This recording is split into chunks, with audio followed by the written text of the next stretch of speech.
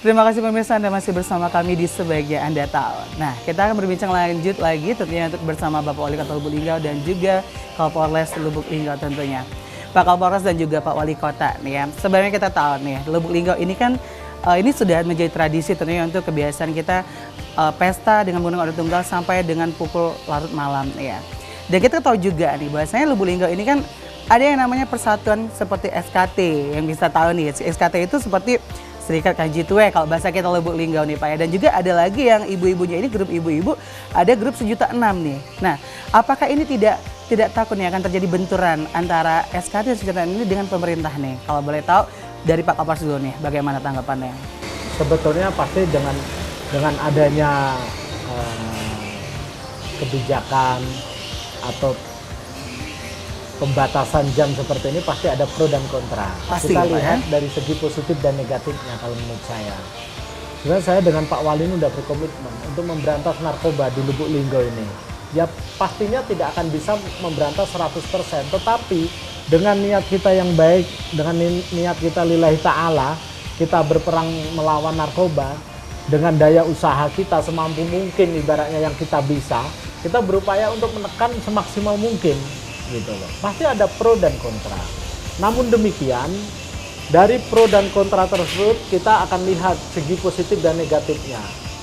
Kalau kita lihat di atas jam 10 malam ini, karena saya sudah menyaksikan sendiri, di atas jam 11 malam itu, ya, kalau kita sudah di atas jam 11 malam, itu lampu sudah dimatikan, musiknya udah house musik, tidak akan mungkin itu hanya kegiatan-kegiatan yang biasa.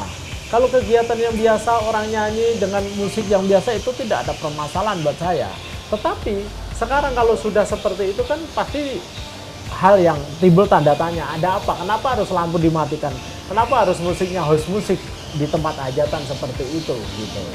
Nah tentunya dari hal yang positif sama negatifnya kita memandang banyak positifnya jika kita batasi. Makanya apapun penghalangnya, kalau memang Pak Wali sudah mengiyakan, saya 100% akan di belakangnya Pak Wali untuk menegakkannya.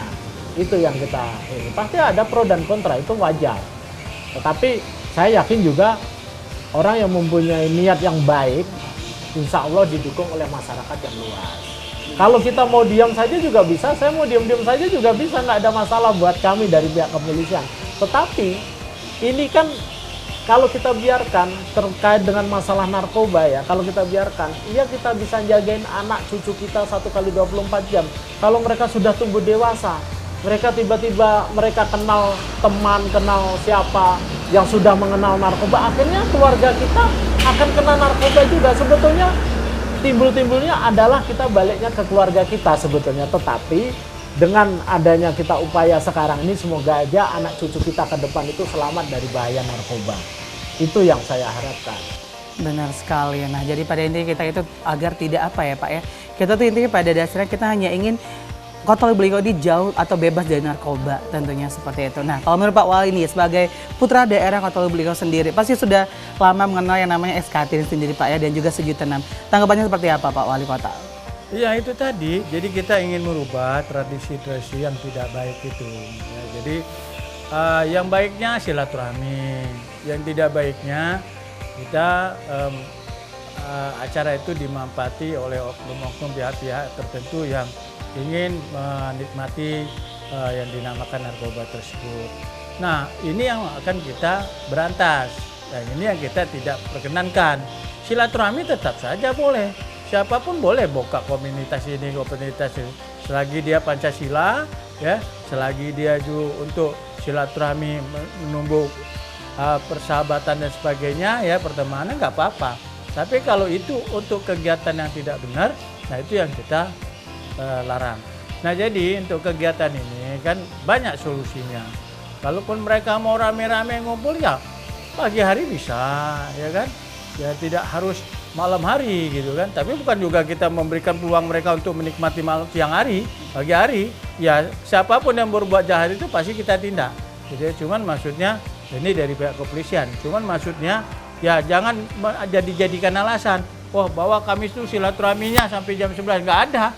Bisa ada waktu lain. Itu tadi saya bilang ya ganti aja waktunya pagi gitu kalau mau silaturahmi dalam komunitas itu ya. Jadi bukan kita membubarkan komunitas itu dan sebagainya, tidak. Silakan ada SKT, itu kan silaturahmi.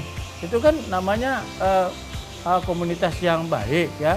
Tapi kalau mereka melakukan tindakan yang tidak benar, nah itu yang kita pasti Pak Kapolres juga akan menindak dan kita juga tidak setuju ya. Jadi kita sama-sama menyikapi ini secara arif lah ya, bahwa ini bukan rahasia umum lagi, siapapun sudah tahu hal-hal seperti ini. Jadi mari masyarakat juga memberikan kesempatan pada pemerintah ini ya, juga kepolisian untuk melakukan actionnya dalam rangka mengurangi atau meminimalisasi berkaitan dengan narkoba, ketertiban umum dan sebagainya. Benar sekali Pak Wali Kota. Nah, kalau nanti sudah ada payung hukum nih, payung hukum nanti sudah keluar untuk Perda dan juga Perwali nantinya Pak ya. Nah, kira-kira nih untuk sanksi nih yang paling ditekankan oleh Pak Kapolres nih. Kira-kira menurut Pak Kapolres nih sebelum Perda ini sebelum Perda jadi nih Pak ya. Kira-kira sanksi yang tegas nih, kira-kira apa nih yang akan diberikan untuk warga kita yang benar-benar melanggar nih Pak? Kalau itu menurut saya nanti bisa dibicarakan Pak Wali dengan staf sampai ke bawah. Kalau yang pernah saya lakukan, ya, yaitu dengan sementara mengambil alat origin tunggalnya dibawa ke kantor, bisa ke kantor Pol PP atau ke kantor Polres. Disita sementara ya Pak ya? Disita sementara.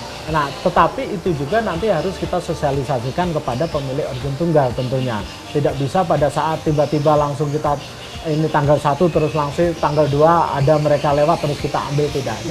Kita kumpulkan dulu nanti para pemilik origin tunggal, nanti kita berikan sosialisasi, dan apabila nanti sanksi yang masuk di dalam perwali tersebut itu tentunya nanti Pak Wali akan bisa membahas dengan staf apa yang arif kira-kira.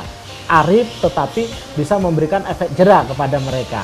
Nah, kalau kita dari pihak kepolisian sama dari nanti aparat terkait, bisa nanti saya gandeng TNI dan Pol PP, itu nanti tergantung apa yang dimasukkan di dalam perwali, apa sanksi yang bisa diberikan. Tetapi tentunya sanksi tersebut harus membuat efek jera. Wujudnya apa, biarpun tidak harus dihukum, tidak harus ini, mungkin penyitaan sementara bisa.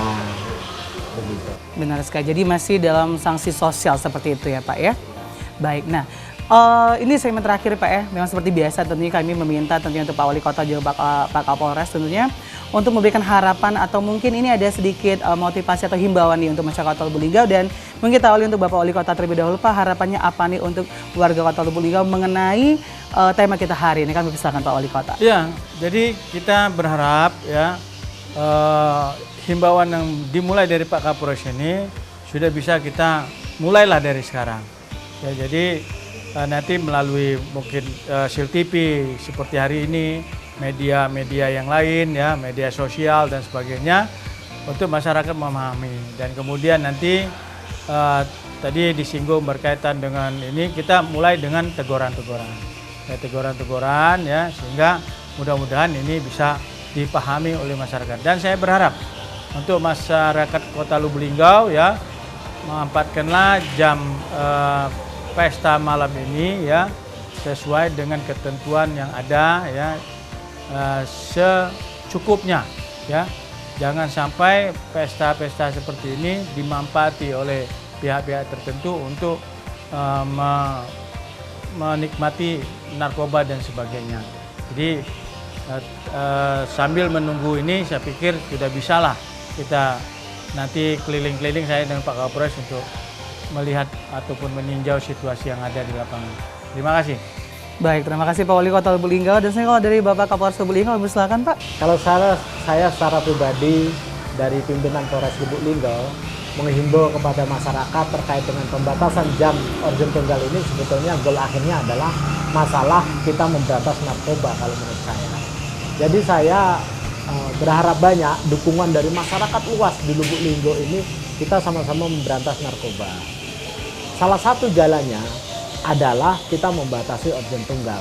Tentunya semuanya pasti berkeinginan untuk itu. Keluarga kita, sanak saudara tidak terkena narkoba.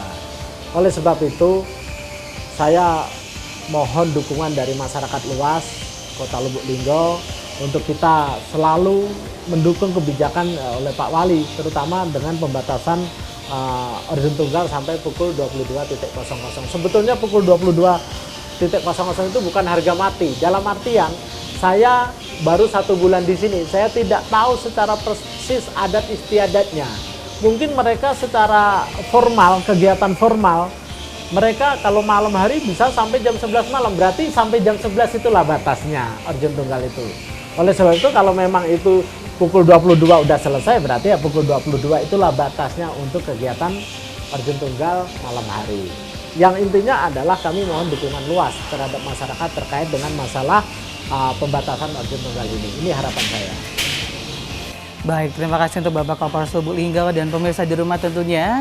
Itu tadi obrolan santai kami bersama Bapak Wali Kota Lubuk Linggau dan juga Kapolres Lubuk Linggau.